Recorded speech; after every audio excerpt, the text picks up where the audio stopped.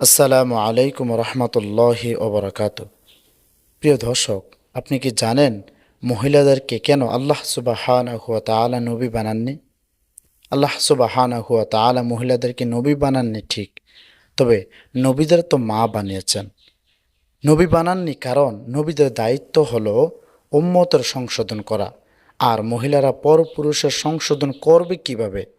তাই শরীয়ত মহিলাদের বিচারক ও চিফ জাস্টিস বানানোর অনুমতি দেয়নি, কেননা এতে দাবি বিদাবি উভয়কে মুখোমুখি দেখতে হয়, তাদের অবস্থা পর্যবেক্ষণ করতে হয়, জেরা করতে হয়।